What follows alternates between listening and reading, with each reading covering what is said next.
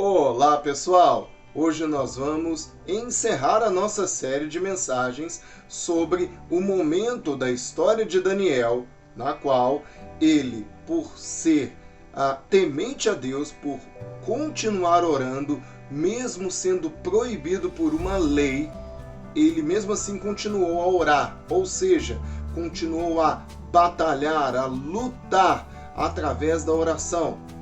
E assim ele foi condenado à morte, a uma morte terrível na cova dos leões. E ele, seguindo o nosso lema dessa mensagem, não pare de lutar, ele não parou, ele insistiu, ele foi comprometido com Deus, como vimos na primeira mensagem. Ele teve coragem de prosseguir apesar do perigo. E agora veremos a sua confiança inabalável no Senhor, através desse desfecho da história e da mensagem que veremos a partir de agora. Então nós vimos na primeira mensagem que Daniel era comprometido com Deus. E ele orava sempre, ele tinha o hábito de orar. E esse hábito, esse costume era cultivado por Daniel e ele orava. O texto da palavra relata que ele orava 3 vezes por dia. E os inimigos de Daniel, então, bolaram uma ideia, uma conspiração, na qual uma lei foi decretada pelo rei, este rei que foi influenciado pelos inimigos de Daniel, pelos conspiradores, e assim essa lei proibia que Daniel e qualquer outro no reino orasse a qualquer Deus. Então Daniel não poderia orar, não poderia falar com Deus. Mas mesmo sendo proibido, ele tinha comprometimento com o Senhor. E aí, para manter a sua postura, a sua firmeza, ele teve coragem. Coragem essa que vem do Senhor. E agora ele mostrará confiança. O texto vai declarar que Daniel tinha confiança no Senhor. Então, vamos ao texto. Nós vamos seguir do verso 16 até o verso 22, que é o momento em que Daniel é, de fato, condenado e levado para ser lançado à cova dos leões. Então, vamos lá. Verso 16 diz assim: Então o rei ordenou que trouxessem Daniel e o jogassem na cova dos leões. O rei disse a Daniel: O seu Deus, a quem você serve continuamente, que ele o livre. Foi trazida uma pedra e ela foi colocada sobre a boca da cova. O rei selou a pedra com seu próprio anel e com o anel dos homens importantes do reino, para que nada se mudasse a respeito de Daniel. Então o rei se dirigiu para o seu palácio, passou a noite em jejum e não deixou trazer à sua presença instrumentos de música, e o sono fugiu dele. Pela manhã, ao romper do dia, o rei se levantou e foi depressa à cova dos leões. Ao se aproximar da cova, chamou Daniel com voz triste. O rei disse a Daniel: Daniel, servo do Deus vivo, será que o seu Deus, a quem você serve continuamente, conseguiu livrá-lo dos leões? Daniel respondeu: Que o rei viva eternamente. O meu Deus enviou o seu anjo e fechou a boca dos leões, para que não me fizessem mal algum, porque fui considerado inocente diante dele. E também não cometi nenhum delito contra o Senhor, ó rei. Veja que texto, que mensagem, que relato impactante, que mexe conosco. Há várias questões importantes que precisamos pensar e destacar. E eu quero, de maneira rápida, pensar junto com você. Primeiro, o rei foi obrigado a lançar Daniel devido ao decreto que ele mesmo escreveu, e que ele provavelmente não sabia que resultaria na condenação de alguém que ele estimava muito. E como sabemos que o rei estimava Daniel? O texto mostra. O texto mostra que o rei, sim, decretou, lançou Daniel à cova dos leões, mas ficou extremamente triste. Ele não comeu, não quis instrumentos musicais, nenhum tipo de entretenimento, de diversão, e o sono fugiu dele. Não é que ele decidiu não dormir, ele não conseguiu dormir, porque ele sabia que havia lançado um homem que ele considerava uma pessoa que era fiel a ele, um bom servo, e que foi lançado a uma morte terrível. Seria despedaçado por leões. E ele de fato não sabia se Deus o livraria, mas de certa forma ele ainda confiava que talvez o Deus de Daniel, veja, o Deus de Daniel, o rei não servia ao Deus de Daniel, ou seja, o nosso Deus, mas ele ainda assim, ele tinha aquela ponta de confiança, e tudo isso serviu como testemunho. Outra coisa importante, detalhes que o texto apresenta que podem passar desapercebidos. O texto diz que o rei selou com seu anel e também com o anel dos homens importantes do reino. Veja que isso mostra que aquela cova, e lembrando, cova é um buraco, é como se fosse uma espécie de caverna, um lugar ali sombrio, fechado, uma rocha talvez, um lugar que foi selado, fechado, e de uma maneira que ninguém teria coragem de ir lá e de estampar e tentar salvar, porque era com o anel do rei e dos nobres do reino. Era para não ter dúvidas de que realmente Daniel foi lançado e que não sairia de lá. Ele não escaparia da condenação. Apesar de que apenas de ser lançado lá, né, minutos que ele ficasse lá, ele no mínimo seria muito ferido e com certeza morto.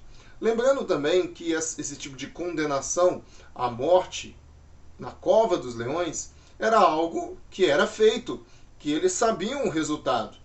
Quem era lançado lá era morto. Os leões iriam despedaçar essa pessoa, iriam se alimentar.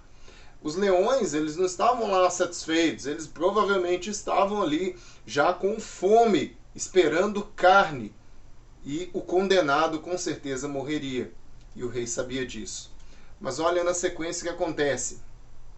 Pela manhã, o rei vai depressa até lá e chama Daniel com voz triste. O rei está incomodado, está perturbado.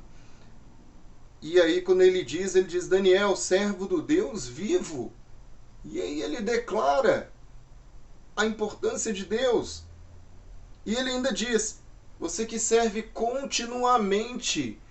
O rei reconhece que Daniel serve a Deus com compromisso, como falamos lá no início. É um reconhecimento do rei, de alguém que, digamos, está de fora. O rei não é um israelita, mas ele reconhece o comprometimento de Daniel com o nosso Deus. E Daniel então declara, ainda dentro da cova, ele diz, o Senhor enviou um anjo que tapou a boca dos leões. Daniel então declara, Deus o livrou. É a primeira coisa que deve ser destacada na fala de Daniel. Deus o livrou. Daniel reconhece que o livramento foi dado por Deus através de um anjo enviado pelo Senhor. Outra questão importante. Daniel diz que o Senhor o considerou inocente. Esse detalhe na fala de Daniel merece destaque. Deus o considerou inocente. Daniel foi lançado e aí você pode pensar, será que Daniel tinha dúvida se ele era ou não inocente? Mas Daniel declara que o julgamento de Deus é o mais importante. Daniel diz, independente de todas as autoridades, de todas as ideias, opiniões, leis desse mundo, Deus me considerou inocente. E isso basta. A última instância do universo, que é Deus, me considerou inocente. Daniel deixa isso bem claro. É como se ele dissesse ao rei: Rei, você é o soberano sobre essa nação e governa várias regiões deste mundo que conhecemos. Mas o nosso Deus, a quem governa todo o universo, me considerou inocente. E o meu Deus está acima de ti, ó rei. É como se Daniel dissesse isso. E mais uma coisa, Daniel ainda diz que ele não cometeu nada contra o rei. Ele também diz: Deus me considerou inocente e eu não fiz nada contra o Senhor. Tudo o que eu fiz, que é perseverar em oração, é manter o meu comprometimento com a instância superior, acima de qualquer autoridade, o meu Deus, a quem eu sirvo, o único que eu devo temer, o único que eu devo respeitar acima de qualquer coisa. Nós devemos respeitar as leis dos homens, mas, acima de tudo, respeitar a lei ou as orientações, a vontade do Senhor. Daniel deixa tudo isso muito claro. E fica mais claro na sequência, que olha o que acontece. Então o rei, com muita alegria, mandou que tirassem Daniel da cova, é o verso 23. Daniel foi tirado, sem nenhum ferimento, comprovando que de fato ele teve um livramento do Senhor. E veja que o texto ele diz claramente que Daniel havia confiado em seu Deus. O texto deixa claro no verso 23. Daniel havia confiado em seu Deus. Daniel confiava no Senhor. Confiança em Deus. A confiança de Daniel não era a confiança de que ele seria liberto. A confiança de Daniel é que ele estava fazendo a vontade do Senhor e que o seu comprometimento, sua coragem e, consequentemente, sua confiança seriam mostrados ao rei e àquele mundo ao redor de que ele estava fazendo a vontade do Senhor, de que ele não estava fazendo nada de errado. Isso foi provado a todos que estavam ao redor. E a última coisa que merece destaque é que os homens que o acusaram foram condenados da mesma forma que Daniel havia sido condenado antes.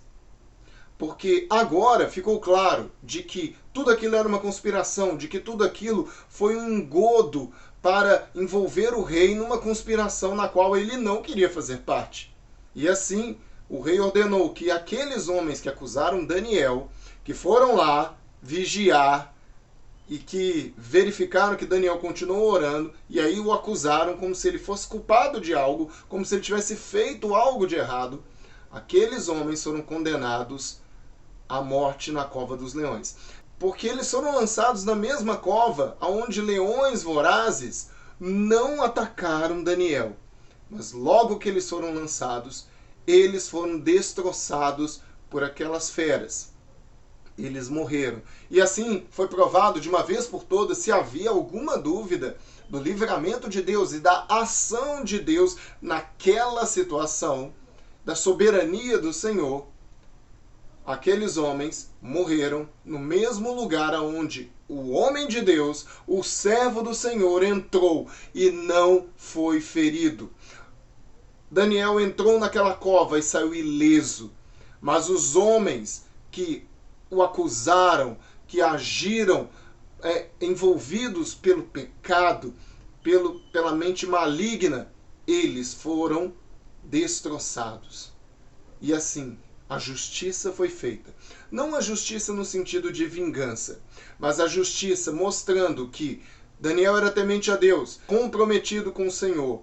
E assim, ele estava certo em temer, em honrar, em orar ao nosso Deus.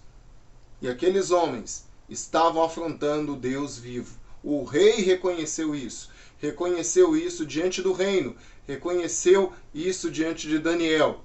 E assim, Daniel continuou a servir ao rei em liberdade. que nós possamos aprender muitas lições com esta mensagem, de como Deus age e está no controle de todas as coisas. E que assim possamos entender que a palavra ela é fiel, ela é digna e ela nos mostra o quanto Deus é poderoso, o quanto Deus é bondoso e misericordioso. E que Deus possa abençoar a sua vida, que Deus abençoe a sua semana. Tenha um ótimo dia e muito obrigado pela sua atenção. Até a próxima!